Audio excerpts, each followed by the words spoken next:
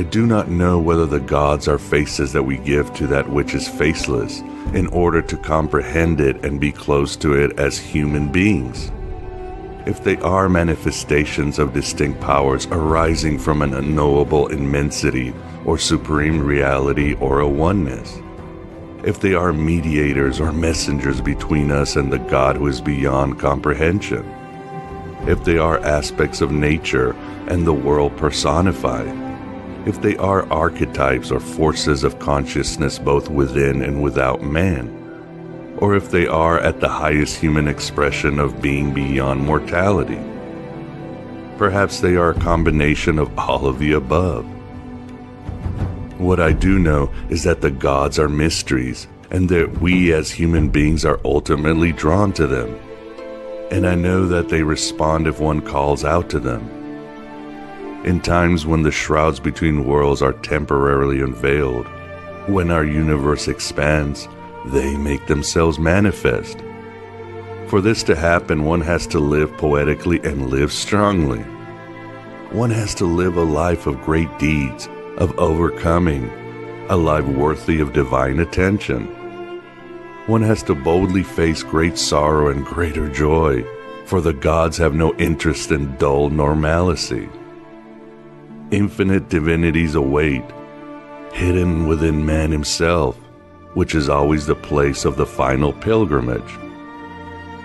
The godlight becomes living reality when dreams intersect with the waking world. These are knife-edge moments when the mythic cuts through the temporal to reveal the timeless, where the spirit is elevated to its superior states, where the poetic takes flight over the rational. In moments such as these, the gods awaken and reclaim their seat in the soul. We can hear them when we call out for them, in the crash of thunder and in the whisper of rustling leaves, in the creak of frosted towering evergreens and in the roar of waves, in the solemn song of eternal dawn and in the ecstatic cries of battle and love. And we wait for the furor of their return.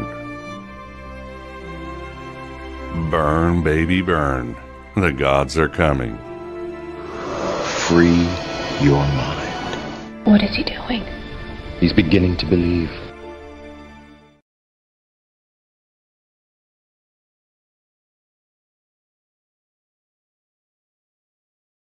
The gods are coming. Indeed they are. So it's time to get rid of that dull normalcy and have that courage, because we need them more than ever.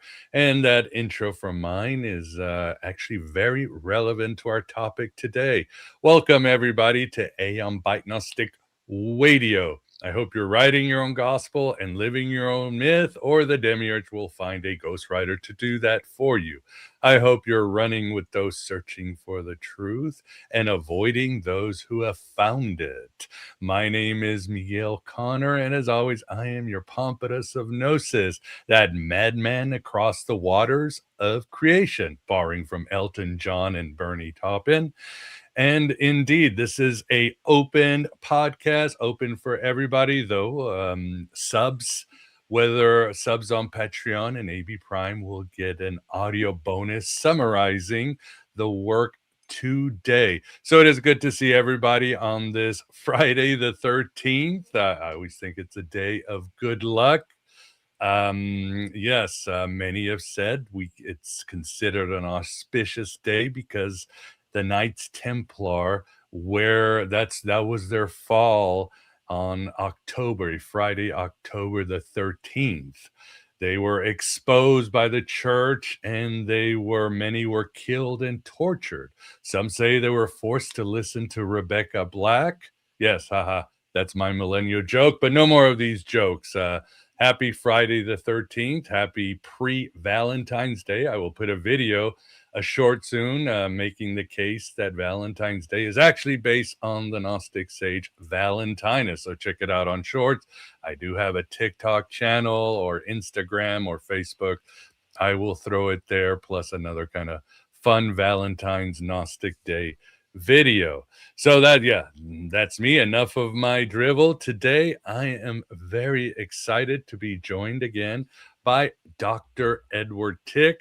This time, he will be discussing a book that is, yes, relevant, healing, and appropriate, especially if you want to connect to the gods and find your way home and go on that inner journey. And he will be discussing his book, Passage to Poros in the Sanctuary of the Sea God. Edward, thank you very much for coming back on the show. Even if thy camera isn't working, we'll just get your siren words this time. Thank you, Miguel. I'm honored to be back with you. Happy to see you again. And thank you for having me today. And yes, the introduction that you shared is perfect for the exploration that we're going to share this hour. And it's quite an exploration. And with us too, we got the Moondog Vance. Vance, how are you doing? Oh, I'm happy to be here with you and the monad form of Dr. Edward Tick. So always love mythology and the nature of the gods. So sit tight, strap in. And if you have any questions, please super chat them, as it's an open podcast. If Vance recognizes members from YouTube or, well, your little avatar will say, but if he recognizes you from Patreon or any of the other sanctuaries that we have, he will definitely take your questions for Edward. So, Edward, tell us, give us a little summary of what of your new book. Yeah, thank you. So my book, as you shared, is called Passage to Poros in the Sanctuary of the Sea God. Poros is a small Greek island, actually not very far from Athens. It's only about an hour and a half ferry ride from Athens. And it's, even though it's so close to Athens, it's relatively undeveloped. There's only a few thousand permanent residents there and a few hundred of us, a few hundred refugees seeking sanctuary from our crazy world. Poros is not very well known today, and there are almost no books about it. The only place it usually appears now are in the general travel guides to Greece, and it's included in the Saronic Gulf Islands. But almost nothing is told about it, and for our purposes, it's a place of extraordinary, ancient, deep, and perennial mystery, mythology, history, sanctuary. Most people know about Athena and the Acropolis and the Parthenon, so the great original sanctuary to the goddess Athena. Most people know about Delphi and the sanctuary of Apollo, where people sought oracles. Those were major sanctuaries in the ancient world. What people don't know, and the few books don't even tell us, is that this little island of Poros was in ancient times the major sanctuary of the sea god Poseidon in the entire Mediterranean world. So even though it's only a small volcanic island now with a modest population, on the mountaintop are the ruins of the great sanctuary of Poseidon. It dates to at least 1000 BC. It was active, all through the classical world, as I said, because the sea was so important to the Mediterranean world, of course. Right. It was the source of life. It was the womb of the Great Mother. Gaia, the Great Mother Earth goddess, is everywhere and everything, and the sea was considered her womb. And Poseidon originally, way before the classical era where people know about the Olympian gods, Poseidon is much, much older. His name, Poseidon, comes from the archaic Poseida. Da was another name for Gaia, for Ga, and Posi meant the consort. So originally, Poseidon, Mother Earth was the mother of everything. The sea is her womb, and Poseidon was the male fertilizing principle in the sea that joined with the mother to bring forth life. So Poseidon is originally an early creator god, much Mm. bigger than the Olympian stories we get later. He was worshipped on this island extensively. Um, we know that there were profound ritual practices and healing practices that were uh, orchestrated there. I can't pronounce this word. I shouldn't even try. It's Yeah. something like antithione. It's in my book. Okay. The word meant an alliance of small city states and islands that were pledged together for mutual spiritual and economic and social support, not for warfare. So the island of Poros and the sanctuary of Poseidon was the center of one of these alliances of ancient city-states that historians would describe as something like a very early United Nations. Mm. They were worshiping together. They were honoring the sea god. They were practicing protecting people in sanctuary and refugees and immigrants and the oppressed. And they were joining together for mutual benefit. So all of this happened on Poros, and it has a really, really interesting, fascinating history of over 3,000 years in which its place as a spiritual refuge and as a sanctuary has been consistent from ancient times till today. Thanks for sharing that, and fascinating. Yeah, I was thinking about Poseidon. Obviously, in modern paganism, the bros, Hades, Zeus, and Poseidon don't get that much love today.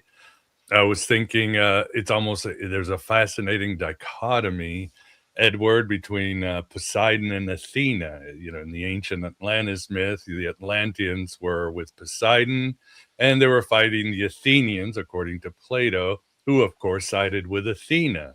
And even in the Odyssey, you've got this tension between Poseidon, who wants to punish Odysseus, and Athena, who wants to help him. And from a Jungian perspective, Poseidon is the ocean, the collective, the unconscious, and Athena is more the individual, the innovator, the mover and shaker. So it's interesting. Yeah, there was this shift in classic Greece between the collective and Poseidon and Athena. Do you see that or anything else from Poseidon that the people know? It's great to know that his primordial shamanistic identity you've shown. Yeah, yeah. Well, a few things about Poseidon, and then we could visit together the myth of Poseidon and Athena, and how Athena became the uh, the principal deity of Athens rather than Mhm. Poseidon, because they both Yeah. wanted it. They both tried. You want that real estate, huh? That Not really, apartment. right. So we can go there in a moment, but Sure. regarding the question about Poseidon, what you just shared with our friends listening is what we have inherited from the later version of Greek mythology, Right. from the era of the patriarchy. And the myth you refer to about the three bros, the three elder gods, Zeus, Hades, and Poseidon, we first learned that from Homer Mm. in the Iliad and the Odyssey. That doesn't, as far as is known, it doesn't date earlier. Um, what's also really interesting about that is, okay, the three brothers remained in competition for eternity, and Poseidon was pissed off. He was angry and resentful. And even in the Iliad, Homer has him saying, even though you won the drawing and you are appointed the king of heaven, I will never listen to you. I will never obey you. You don't have dominion over me. Okay. Mhm. Poseidon was the king god much earlier in the Bronze Age. Oh, yeah. So when we go back to the Mycenaeans, to Agamemnon's time, Poseidon was the elder. He's an older brother. Zeus was the youngest of the three, but Poseidon was the king god, and Zeus replaced him. And so they apparently never healed and overcame that resentment between the elder brother gods. Mhm. Also, from Homer and the Olympian era, you're right, we do inherit the picture of Poseidon as angry, aggressive, dangerous, trying to swamp the hero, trying to destroy Odysseus. We don't have the imagery of Poseidon from earlier times when he was a nurturer, when he was a protector, when he gave great boons to humanity as well as threatened us. So we have a Homeric hymn to Poseidon that dates to about 800 BC. And in that hymn, he's called a founder, protector, tamer of horses, and savior of ships. Poseidon brought the horse to Greece.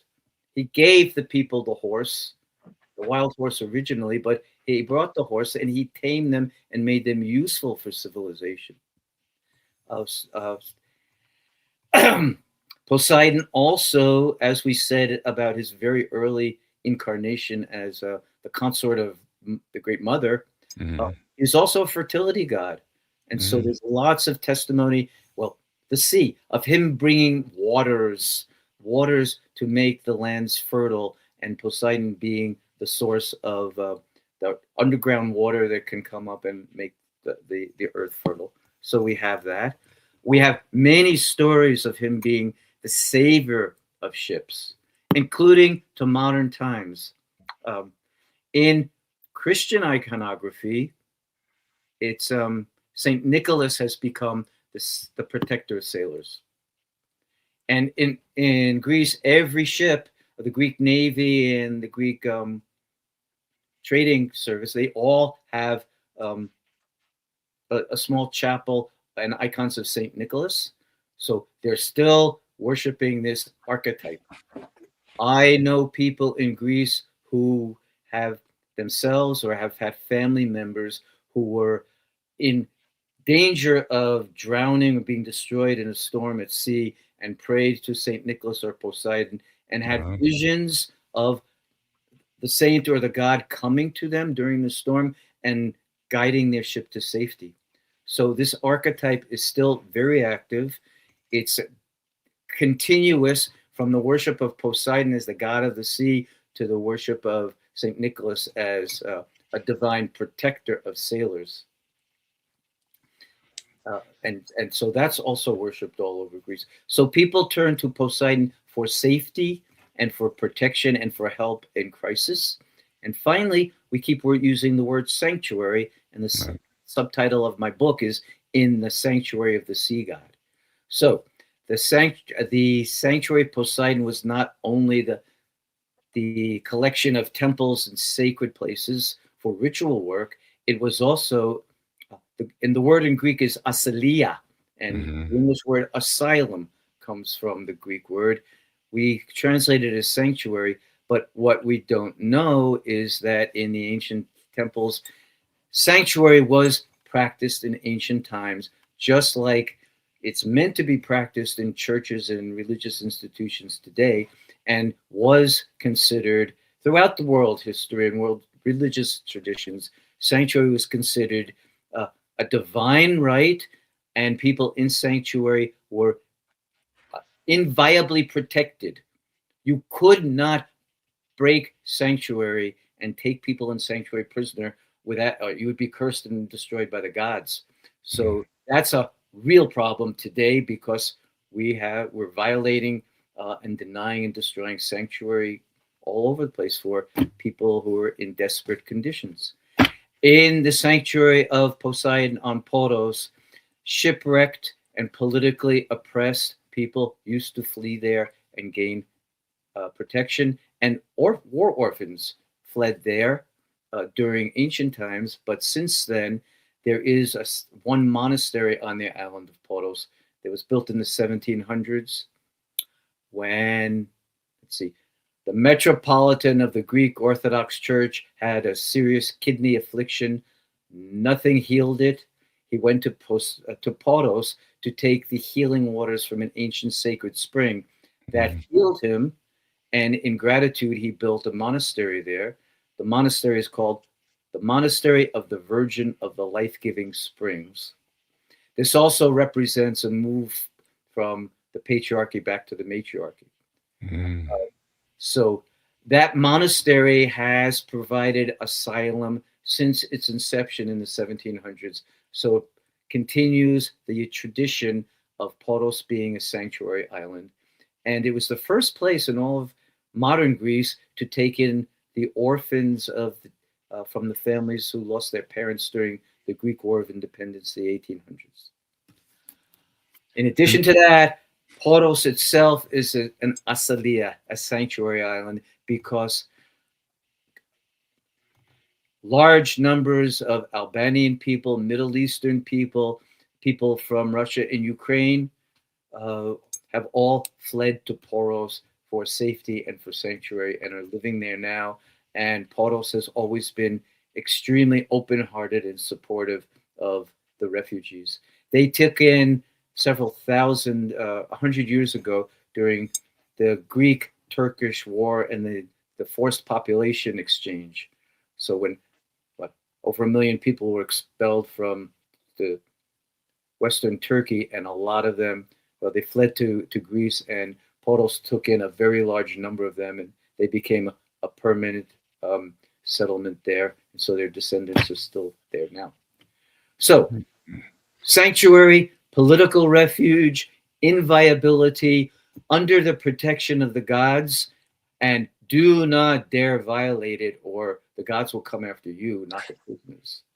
Yes, I like it a lot. Like you said, non-touristy. You're not going to find hotels or girls in bikinis doing Instagram stories and all that. The influencers, it's truly what we need today is a sanctuary. And then what you said reminds me of the medieval times when if you were a thief or a murderer or a king was chasing you, you could go to any church and you would find sanctuary. The secular powers could not touch you.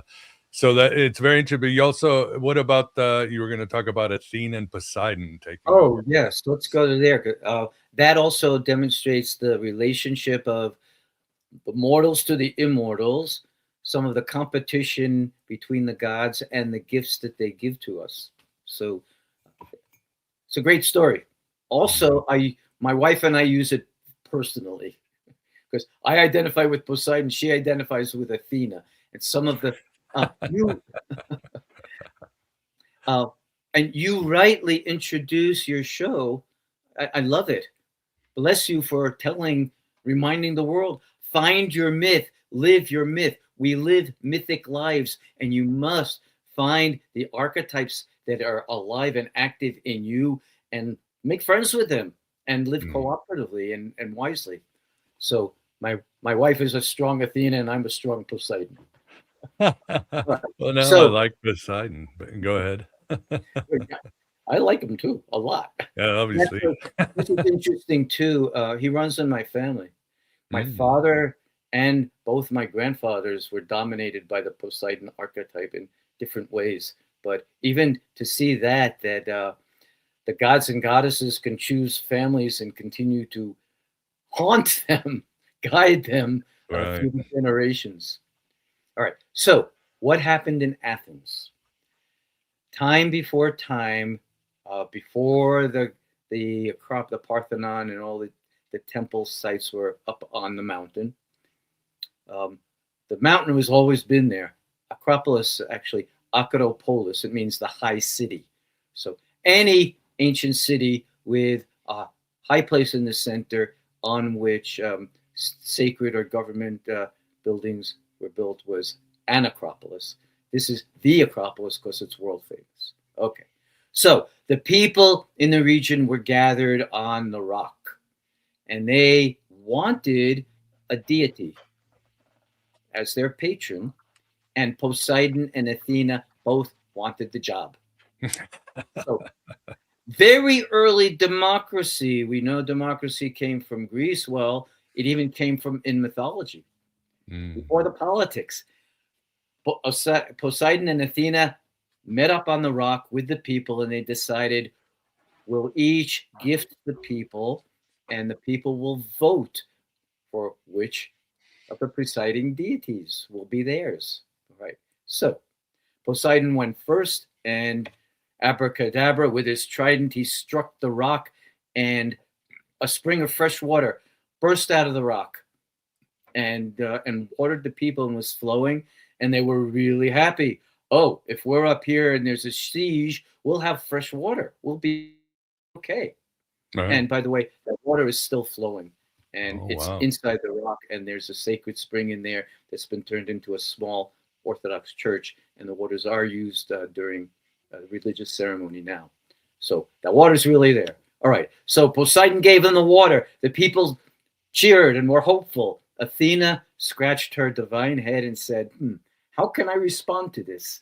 And with her magic, she made an olive tree, planted an olive tree in the rock right next to the water, so the water would feed the olives. And the people would have food and oil and wood and everything they need, more than water, to sustain themselves. Well, the people were very happy with that. And also, by the way, there is an olive tree up there, even on rocks. So we all know how real the myths are. Okay. So after that, it was Poseidon's turn again. He saw that Athena's gift was so important to the people. So again, with his trident, he struck the rock, and a big, beautiful, strong white stallion appeared. And it went flashing along on the rock, and sparks flying from its hooves, and the people were in awe again. And as we said, Poseidon originally gave the people the gift of the horse, and he's called the tamer of horses. Mm-hmm. Well, Athena looked at the horse and wondered how she could respond to that, and she made her magic, and she gave the people the bridle. So the horse would not just be Poseidon's wild, untamed energies, but useful. We can use the bridle. We can ride the horse. We can steer the horse. The horse will be in charge rather than the horse, and the horse will be useful to us in agriculture and war and every other way. So, these are the gifts of each of them, and the Greek, the Athenian people of the time received them all, and then they took a vote, and Athena won the vote. And some of the sources who tell this story say all the men voted for Poseidon and all the women voted for Athena. But at the time, there was one more woman than man in the crowd. So it was a close vote, but she got it. All right. Well, Poseidon, so the sea was critically important to Athens, of course, and Athens was a sea power, a thalassocracy. So the Athenian people still worshiped Poseidon and considered him the second most important god for them, helping and supporting him in their sea power. And they built an extraordinary, beautiful temple to him it's 40 kilometers south of Athens, jutting out on the peninsula into the Aegean Sea. So that's also a beautiful place where he was worshipped. But as we said earlier, primarily Poros was his center of the major worship and cult rulership.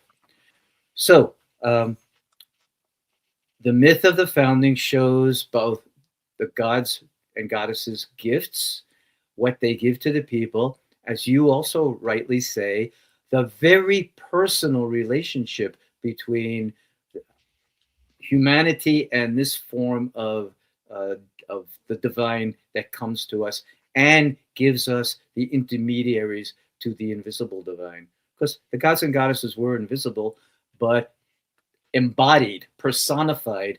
So the personification is the intermediary for us to approach the divine energy.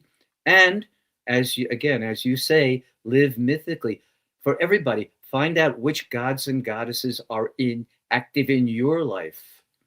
And it's not only the positive ways that we're looking at, but also Carl Jung famously said, what used to be the gods have become our diseases. Exactly.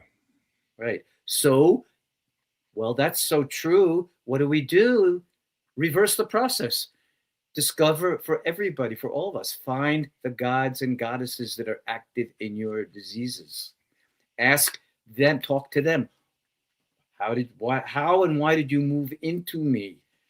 Why did you choose me, and what do I need to learn through this process? And what is this disease process trying to open and recover in me? One of the most, as a therapist, a healer myself, one of the most useful bits of wisdom I take from the ancient Greek world was from Hippocrates, whom we call father of modern medicine or scientific medicine. Well, he was the son and the grandson of Asclepian priests, and he was raised in an Asclepian sanctuary, which Asclepius was the god of healing who brought the big dreams, and the dreams brought the healing. So Hippocrates made sacred medicine scientific. And he said, for our purposes and for our friends listening, he said, all illnesses begin in the soul, and over time they accumulate, and then they end up in the body. And when we finally have a physical illness, it's all the soul wounding and toxins that have accumulated and have not been understood, and we don't know how to give them language, so they turn into symptoms. So our symptoms are our soul trying to talk through our body, but we have to do the soul work to heal. And if we do that, our bodies will follow. Beautifully said indeed. And I would agree 100%. I mean, I'm going to take a pause here, but I don't know if you want to loop back, but you talk about the term mythostorema, mythic history, that suggests we live within a narrative where myth and history are one. It is true. There's history, but myth never happened, but always is. It's a history behind history. It's essential. You write, by recognizing archetypal dynamics in our personal stories, we can take charge of the myths living us and give our struggles a universal sacred context. And yes, the gods are talking us to right now. The archetypes are moving through our lives. Each one of us has that healing path, that destiny. It's all there for the taking if we want to commit to the inner journey, get that gnosis. Now, let me take, if you want to come back to this, Edward, but I should say too, if you have any questions for Edward, please super chat them. Unless you are a member, little house cleaning. Yeah, please support AM Biden any way you can. Join the Patreon, the YouTube membership, or the AB Prime. You will get, ironically, my paper, A God in Ruins, which is what Emerson called what do you call mankind, and it talks about the Gnostic path. You'll get the Pistis Sophia study guide, which will show you the grand Gnostic mythology as well as spiritual techniques, and you'll get all this amazing gated content. Next week, I recently put out a video on the hidden Gnostic sex myths, which are very powerful. Next week, I'll be putting out Jinn versus Archons. It's going to be like Mortal Kombat. Who's the best? Well, you're going to find out who's the best and which one is working in your lives. Yeah, so please join AM Byte. Let's keep growing this Red Pill Cafeteria. I do have, of course, want to mention voiceover services. If you got a documentary, audiobook, commercial, or anything like that, I will give you irreplaceable voice that AI could never match. And at your service too. But that's my house keeping. Vance, do you have a question, or do you see anything from the audience? I haven't been paying attention. Yeah, nothing from the audience yet, but I wanted to ask, do you think maybe in ancient times there was a separate religion that Poseidon was, presided over, and then as the populations grew, and Athens and Poros kind of started intersection, population wise, that religions merged, and then there was the enmity, the choice between Athena and Poseidon, and Zeus, of course. That's a good question and a good observation. So breaking it down a little bit more for our listening friends, there was no such thing as Greece in the ancient world. And the Greeks don't even call themselves or their country Greece. They call themselves Hellas or Hellenis, from Helen. Helen of Troy was also the mother of the Greek people. So The word Greece was invented by the Romans when they took all the city-states and forced them to be satellites of the Roman Empire. So to your point about different religious or different sects, yes and no. Yes, in this sense that every city-state had its own ruling deity. So Athens got Athena, well, Poros got Poseidon. The city of Corinth had Aphrodite as their ruling city-state, and both sacred and secular prostitution was practiced there under Aphrodite's protection quite extensively. It was famous for that. And we know Apollo was at Delphi, for example. But my point there is that they knew of all the gods and goddesses, but they didn't all worship the same gods and goddesses. They were more localized according to the region or the city-state, which was their patron deity, and they had separate rituals, practices, understandings, and inheritance from that deity. So in that sense, when the city-states were competing against each other, they also really imagined, as traditional cultures do, that the gods and goddesses are on their side fighting them. And so the deities are also fighting each other for who's going to get the territory or win the war. So yes, they all knew of the Olympians, and yes, they were all broken up into different sects locally that were competing with each other. Yeah, do you think the nowadays, because of Homer and so forth, we think of all the Olympians as all together and Mount Olympus and all that stuff. But was there a time, if you go back far enough in time, when the gods were separate mythologies and then they merged together? Do you think that's what happened, or not? I'm going to modify your statement, yes and no again, in this sense. They didn't all always live up on Olympus. Poseidon had an underwater palace, and he preferred to be down there.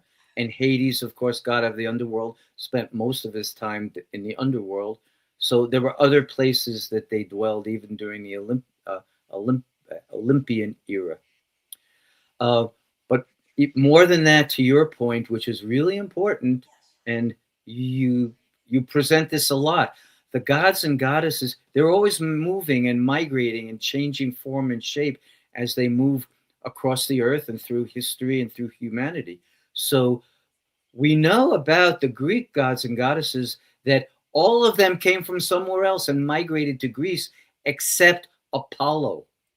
Apollo is the only god who's considered originally, primarily, fundamentally Greek. And that makes sense because he was the god of reason, of the light of the mind. And what we understand as reason and logic woke up and was discovered by the Greeks during the Greek era.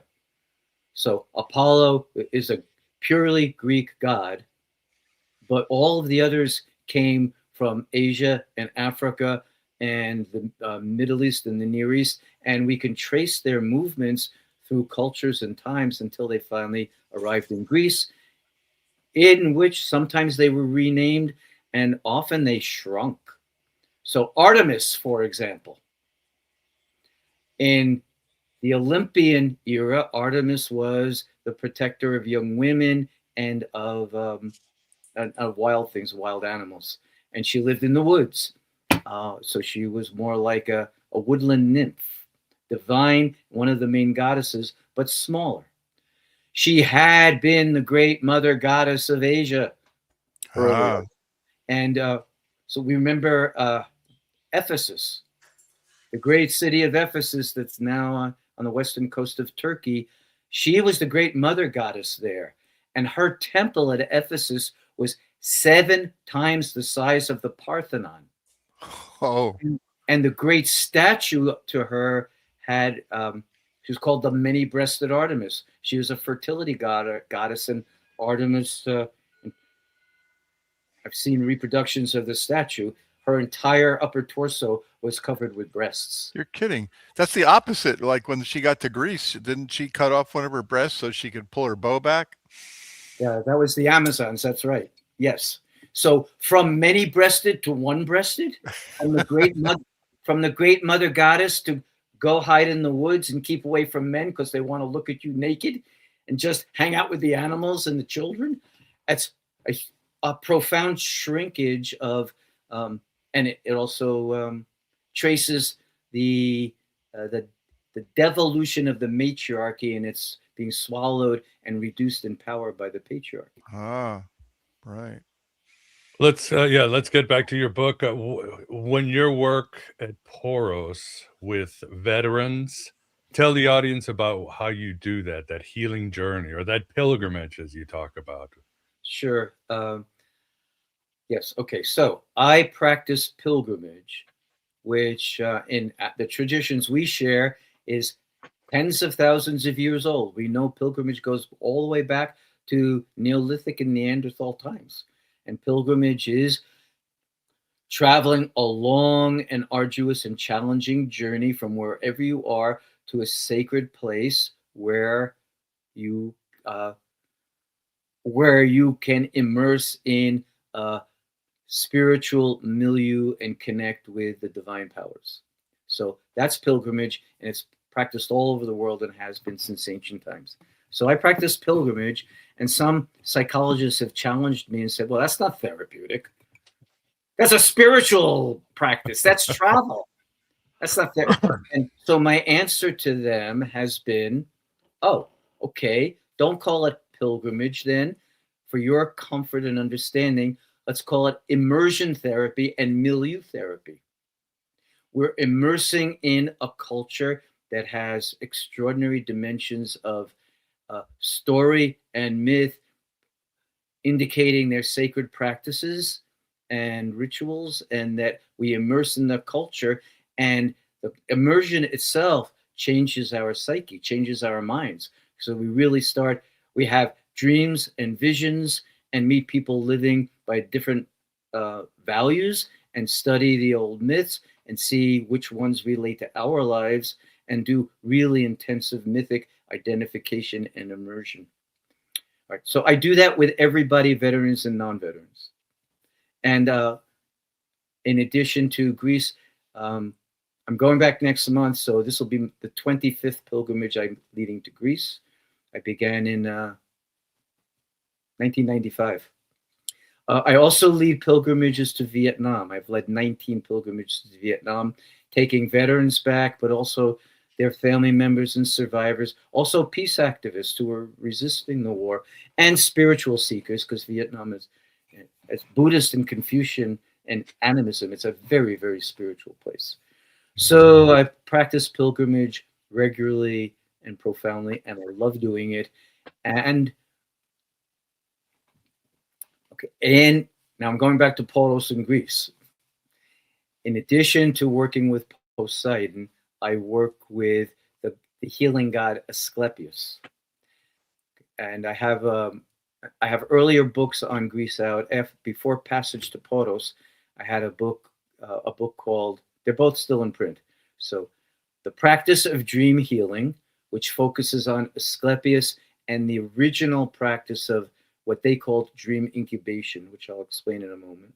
Mm-hmm. And then my second book, that came out in 2001. And my second book on the Greek tradition is called Soul Medicine, and I go more deeply into the various Greek healing traditions. So it includes dream incubation, but also theater, sacred theater, and also seeking oracles, going to Delphi or other oracular sites to seek oracles that help us become profoundly aware of our destiny and how we can unfold it. So we are seeking all of these and working with all of these concepts and practices on my pilgrimages to Greece. In particular, somebody just asked me if I'm of Hellenic heritage. I see the question.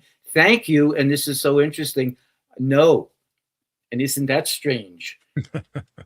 I don't have any Greek blood. I'll share this story quickly because it's for all of us. Sure. Also. We all know that books can be oracles also. I grew up in New York City. At the time, one could get their adult library card on the 10th birthday. Right after school on my 10th birthday, I galloped to my neighborhood library. I got my card. I went upstairs to the adult section, and I was wandering among, there was floor to ceiling stacks, and I had no idea. I'm finally here. I've been waiting for a long time to get here. I have no idea what to take out. What's going to be the first adult book I bring home?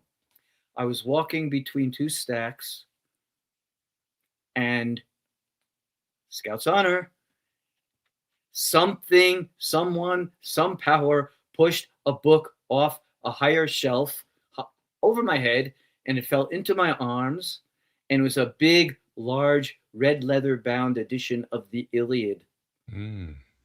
And I said, I don't know who you are. I don't know what you are, how you fell into my hands, but we're going home together. So on my 10th birthday, I brought the Iliad home, and I devoured it, and I fell in love with the Greek tradition. So that's how I became a Philhellene, a lover of Greece.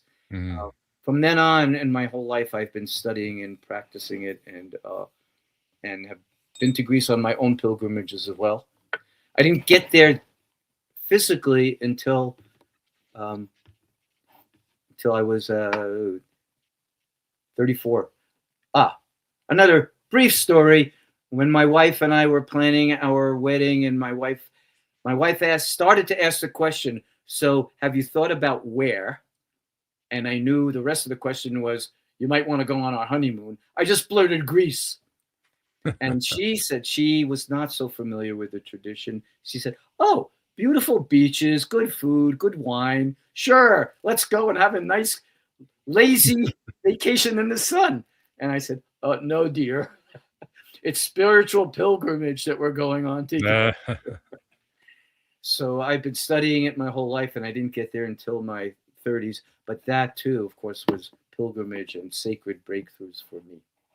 So let me go back to Poros and working with veterans. Two things about the veterans. One is the Greek warrior tradition was very deep, very strong, very honorable, and they had all kinds of ways of healing warriors after combat that we don't have. Greek tragedy was invented by warriors for warrior healing. Aeschylus, Sophocles, Euripides were all combat veterans. Aeschylus was a frontline grunt who fought at Marathon against the Persians and Thermopylae against the Persian invasion. Sophocles and Euripides were both elected generals in the Athenian army. They really knew war, and they knew its horrors. And when we study Greek tragedy, war is everywhere. The war pain, war suffering, war trauma is everywhere. What we call PTSD and moral injury today is there extensively throughout Greek mythology and others. And they have all kinds of ways for responding to it and healing it that we don't have. So I was traveling to Greece to study that, because I've been working with our veterans since the 1970s, since the end of the Vietnam War. All right. So Asclepius was the god of healing. He was the son of Apollo, who's the god of medicine. Apollo didn't have a good bedside manner. Asclepius was very loving and gentle and kind.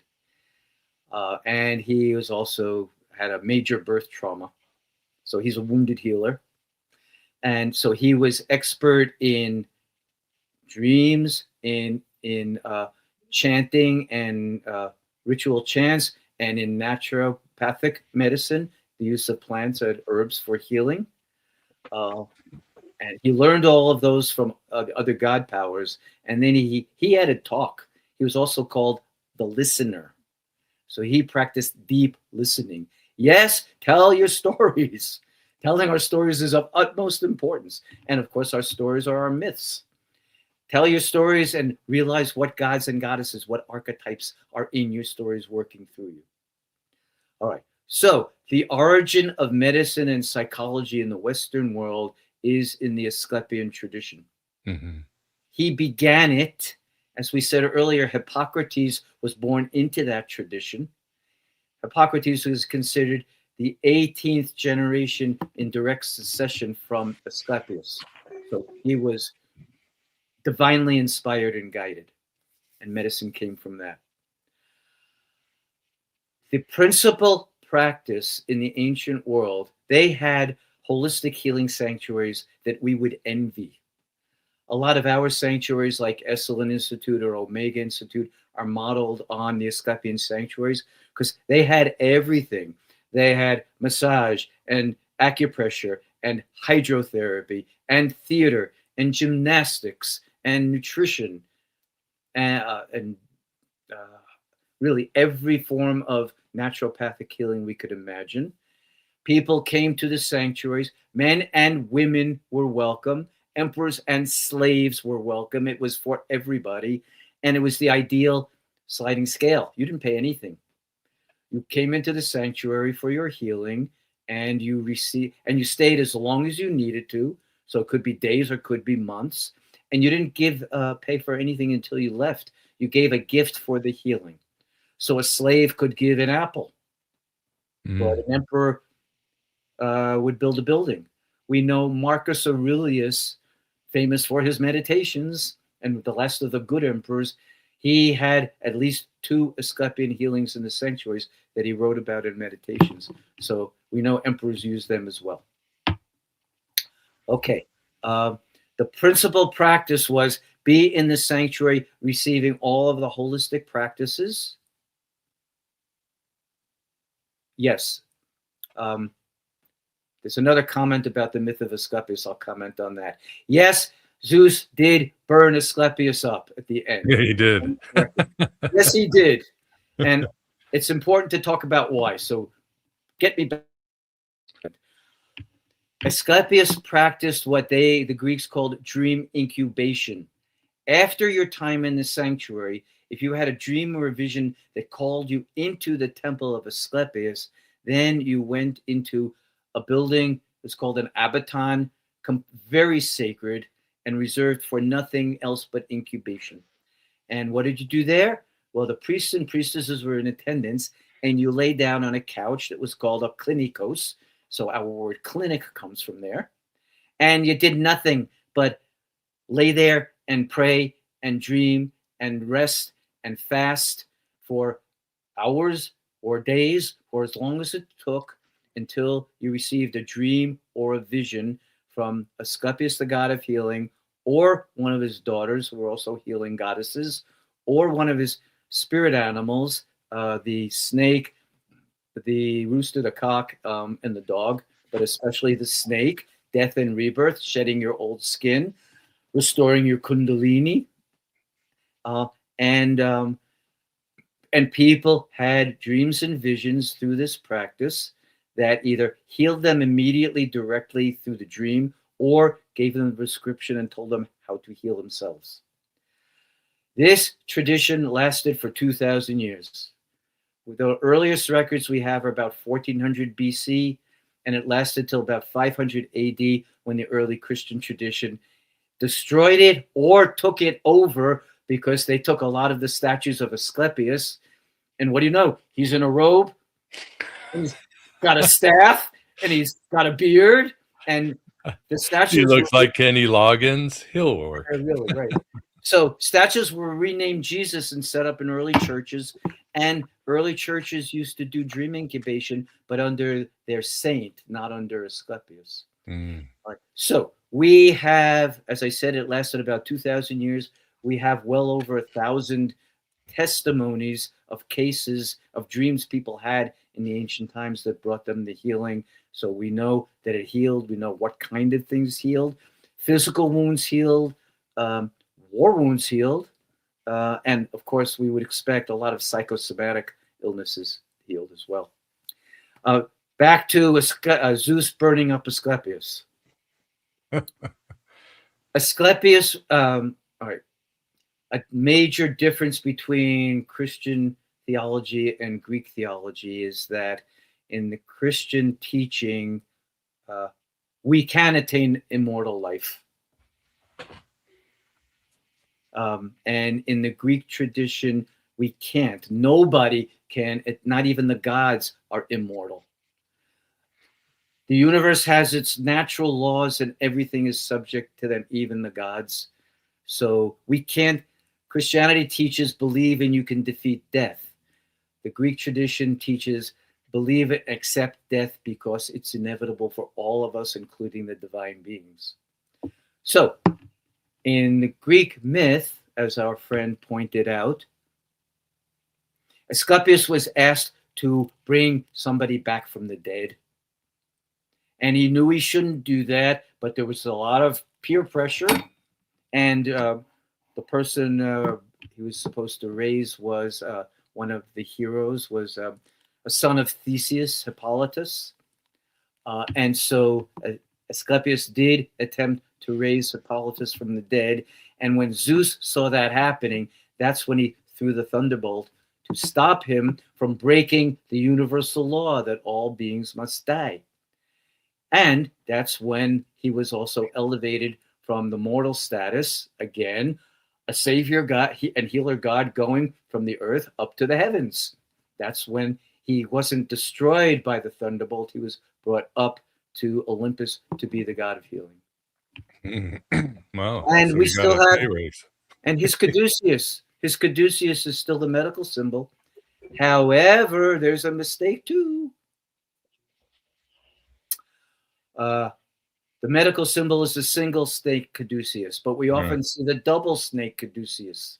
From Hermes. The Hermes caduceus. What happened? Well, in the early days of the printing press, an Italian printer who published one of the first printed medical textbooks made a mistake on the cover and used Hermes caduceus instead of Asclepius. That began it, and the good old U.S. Army completed the process in the 1890s when they were choosing their medical symbol for the U.S. Army Medical Corps. They also chose Hermes caduceus. Yeah, that's what I always say. If we wonder why our healthcare is so messed up, you see a hospital with Hermes symbol. There you go. That Yeah, force really. is not supposed to be there. The trickster. Right. Be careful about going into that hospital because Hermes is going to treat you very differently than Asclepius. You might walk out with an extra foot or something. Right. Yeah. These mortals.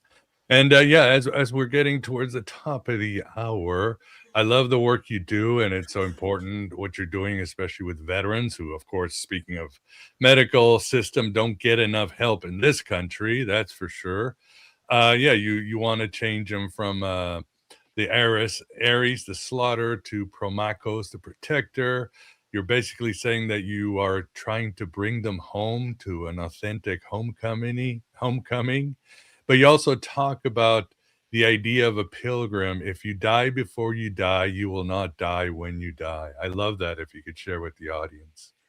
Yes, sure. And I was given that as a gift by a friend on Poros. So again, the words, if you die before you die, you will not die when you die. The story is that a friend of mine on Poros was in his own spiritual crisis, and he went to Mount Athos, a holy island that has nothing but covered with, I forget how many, 24 or so Greek Orthodox monasteries. And the priests there, many of them really do live in deep spiritual solitude and communion.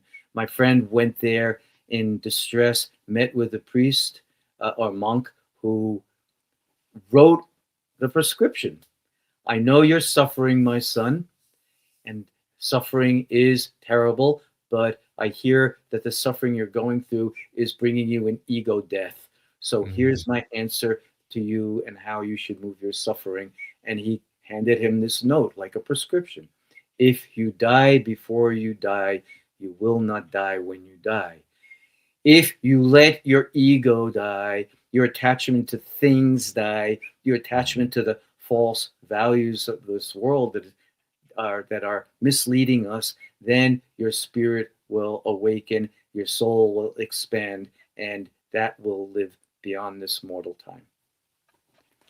So my friend received that prescription, and he passed it on to me to share with all of us, to have the courage to go through the necessary ego death in order to really be spiritually connected. Wonderful and beautifully said. Yeah. When if people want to, I have you on the show notes. If people want to work with you or find out more about you, just go to the show note or anywhere else you want to send people. Or you're talking Well, about what are your in your pilgrimage to Greece? How would they sign up for that? oh, contact me. In fact, forgive me if I'm being unfair. I just heard yesterday from one of my travelers in March that she's ill and she had to cancel. So I suddenly have one seat open for a pilgrimage in 3 weeks, in a month. Mm. But contacting me, my website is simply my name, edwardtick.com, and my email is a joke also. I use Dr. Ed Tick, DREDTICK at Gmail, and my son, who is far more sophisticated with technology than I am, laughs and said, "Dad, that spells dread tick. You sure you want?" So that's an easy way to remember it. So go to my website or email me. And of course, I invite people to read my books on this tradition. Yeah, yeah, there's so much more in his book. It's a wonderful book. The history of Poros, some of the concepts, like hospitality, and so it's a very rich book that you individuals will also find with avenues again to touch on the archetypes and figure out what God forces, as Edward talks about, are moving through you or moving through the cosmos, which more important than ever in these Gnostic times, this Philip K. Dick world. And yes, Age of Hermes. Hermes has got the medical healthcare too, and so much more. Vince, any last questions as we end this pilgrimage? No, I think I've always been fascinated by the Greeks or anything. Oh yeah, I did actually. I had one. What are the oracles like when you visit them? You know, on the Greek islands or whatever, like Delphi, or does Poros have an oracle? And are there actually, people there that function still, or is it just a site that you get inner Yeah, connection with? no. Unfortunately, you're right. The practice of seeking oracles has disappeared as a collective practice, but people go there and seek their individual oracles. So they happen in many ways. When we go to Delphi, oh, in the ancient Greek world, there were over 300 oracular sites. Delphi was the most famous and well known, but they were all over the Mediterranean world. And seeking oracles for life guidance was very important and common practice. The way people make pilgrimage, go on the Hajj to the Middle East. People wanted at least once in their life to get to Delphi or another oracular site to receive some guidance about what the gods and goddesses want from us in this lifetime. So Sure. we still look for them. We go to the sites. We do deep meditation and prayer and ritual work in the sites, and we pay really close attention to dreams and also synchronistic events that people experience to read the oracles. And here's a quick oracle story, because this is how it can happen today. I had a group on Crete. We were in Heraklion, the capital of Crete. We were at the grave of the great writer Nikos Kazantzakis. Oh wow. He wrote Zorba the Greek. He wrote a lot of amazing books, not that well known here, but very beloved in Greece and in Europe. We were at his grave. We were giving a reading of his work and talking about his meaning. I had a Vietnam veteran with me on that trip who didn't like to read and was very anxious and pacing all over the gravesite. So he said, "Excuse me, I'm going back down on the street, and you finish." And he was agnostic. "You guys finish your weird spiritual work up here, and I'll meet you down on the street." A long stone staircase to get back down to the sidewalk. As he was walking down alone, and it was a very sunny, still day, not a breath of wind. Walking down alone, and as he got to the sidewalk, suddenly a sudden breeze blew a piece of scrap paper right into his face, smacked him in the face, and then fell to the ground. And he looked down and he thought it was a piece of garbage, but he saw this Greek writing on it.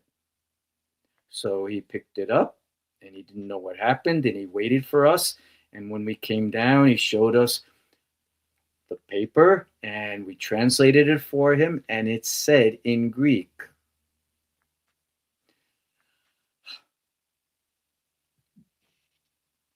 What did it say?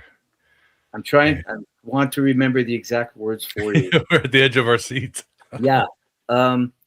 Yes, it said, the universe has prepared for you a place in the firmament. Be careful. Uh-oh. Yeah, wow. Wow. I can, Scout's honor, that man is not an agnostic anymore. It changed his life. It seriously changed his life. From angry and agnostic and there's no such connection to the universe to I'm here and the universe sees me and wants me here. I have to take my healing very, very seriously. And he has. And he finished a college degree. And he's, from being alienated and drug addicted, he's got completely clean, and he's become a very devoted veteran advocate himself. Amazing. So he embraced it, and he found his place in the firmament where he belonged. So that's also how oracles can come. Love to hear it. Yes, Yeah. always a solution. Wonderful. Well, There are miracles. There are also still miracles. indeed. Yes. Without a doubt. Yeah. As they say in AA, hang on until the miracle happens, because it will happen. Yes. Yeah, well, we are at the end. Again, please support AM Byte. Next week, we got Dr. Heather Lynn discussing the Anunnaki. We'll have a show on Elvis, Philip K. Dick, and Jesus, three saviors. And James True will be joining us to discuss the mythology and psychology of the werewolf fable and much more. So, you know, he always brings incredible research. Some of them will be gated, some will be open. But yeah, please join us and please support. First, I'll say, Vance, thanks for being here. Oh, thanks for having me here and being your sidekick. And thanks, Dr. Tick, for all the wonderful stories about the mystical Greece. You're so welcome. Thanks to both of you for having me and for the great work you're doing, keeping spirituality alive in our challenged times. Indeed, it's the least we could do. But yeah, everybody belongs to the stars in the firmament. I always hate when we call celebrities stars. It's like they're not stars. The heroes, the gods, we are the stars. That's where we are. So don't forget that. Don't let them make you forget how amazing you are, how stellar you are. But yes, Edward, always enjoyed having you here. Appreciate your time and your work and the healing you do with souls that need to be fixed and have so much potential. And for the audience, I appreciate you. I appreciate you being here. I appreciate your support, and I appreciate that you hold the keys to Sophia's rescue operation and the downfall of the demiurge. So, but until then, enjoy the rest of your Friday the 13th and have a good Valentine's Day if you celebrate, and just have a good weekend. And yeah, find your healing. Take care, everybody. Thank you. Join Patreon, AV Prime, or YouTube membership for all complete episodes and other aeonic rewards, including monthly Q&As, a private RSS feed, exclusive Gnostic logs, articles, ebooks, and private groups. Join the resistance and escape the Black Iron prison.